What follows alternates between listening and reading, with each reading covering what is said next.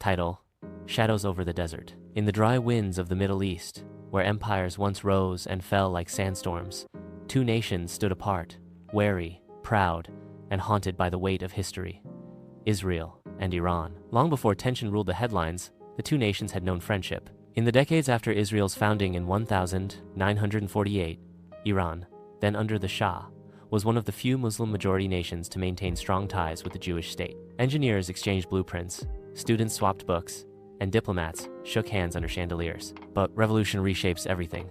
In 1979, the Iranian Revolution swept across Tehran, replacing the monarchy with an Islamic theocracy. Overnight, Israel became the Zionist enemy in the eyes of Iran's new rulers. The rhetoric turned sharp, the ties were severed, and mistrust began to calcify into a permanent state of hostility. Israel, small but technologically advanced, watched with growing unease as Iran enriched uranium and backed militias across the region. Iran, ancient and proud, saw Israel not just as a rival, but as a symbol of Western dominance in its backyard. Each side saw the other as a threat to existence. In this frozen standoff, there were moments whispered in halls of power and never spoken aloud when the tension nearly snapped. Cyber attacks lit up centrifuges in Natanz.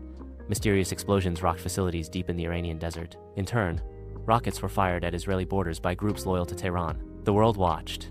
Diplomats danced. Nothing changed. But stories are not always written by governments. One day, in a small town outside Haifa, a young Israeli software engineer named Yael found herself speaking anonymously online with a man from Shiraz, Iran. He went by the name Kurosh. They met through an encrypted chat room for open-source developers, initially trading code snippets and sarcasm. But as weeks turned to months, the distance between them began to fade.